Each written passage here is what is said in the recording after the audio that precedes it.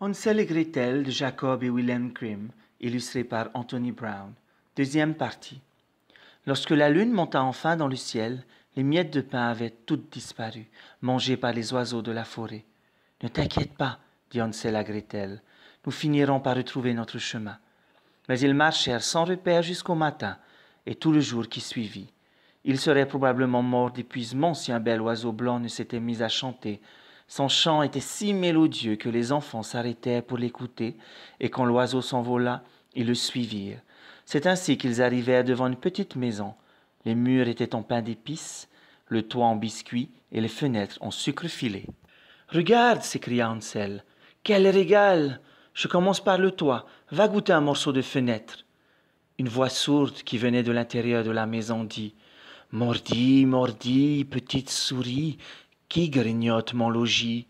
Les enfants répondirent « C'est le vent qui vient du ciel, c'est le vent providentiel. » Et ils poursuivirent leur festin.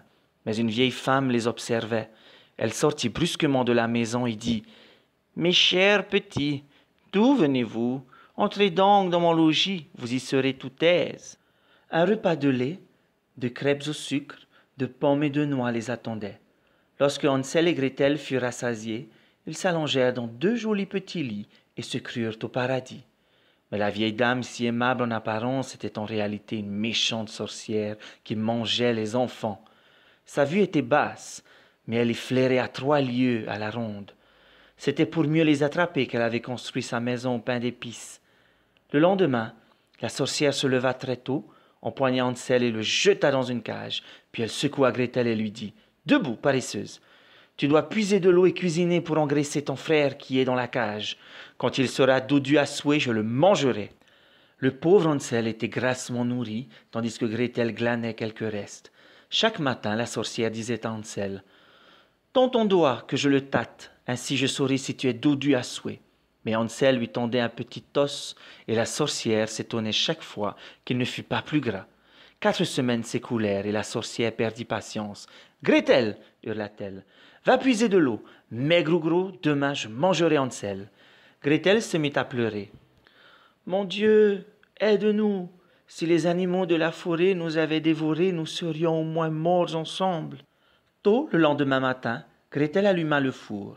La sorcière lui dit « Nous allons d'abord cuire le pain. La pâte est pétrie. Il ne reste plus qu'à l'enfourner. Glisse-toi dans le four pour vérifier qu'il est assez chaud. » Gretel avait compris que la sorcière voulait la rôtir pour la manger. Alors elle demanda « Et comment entre-t-on dans le four ?»« Pauvre empoté, dit la sorcière, regarde comme c'est facile. » Elle grimpa sur un tabouret et engagea la tête dans le four. Alors Gretel la poussa de toutes ses forces et ferma la porte de fer au verrou. Gretel courut délivrer Hansel et lui dit « La sorcière est morte, nous sommes libres !» Et ils sautèrent dans les bras l'un de l'autre. Avant de partir, ils visitèrent la maison de la sorcière. Tous les coins et recoins abritaient des coffres débordant de perles et de pierres précieuses. Les enfants emplirent leurs poches et quittèrent promptement les lieux. Ils avançaient depuis plusieurs heures dans la forêt lorsqu'une large rivière arrêta leur marche. « Nous ne pouvons pas traverser, » dit Hansel. « Il n'y a pas de pont. »« Mais regarde, il y a un canard blanc, » dit Gretel. « Si je lui demande, il nous aidera. »« Canard blanc aux longues ailes, nous sommes Hansel et Gretel. Nous devons franchir toute cette eau.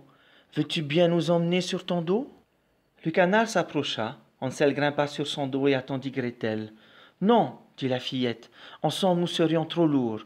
Nous traverserons l'un après l'autre. » Une fois la rivière franchie, ils reconnurent progressivement la forêt alentour. Elle leur semblait même de plus en plus familière. Soudain, ils aperçurent au loin la maison de leur père. Ils se précipitèrent à l'intérieur et l'enlacèrent tendrement.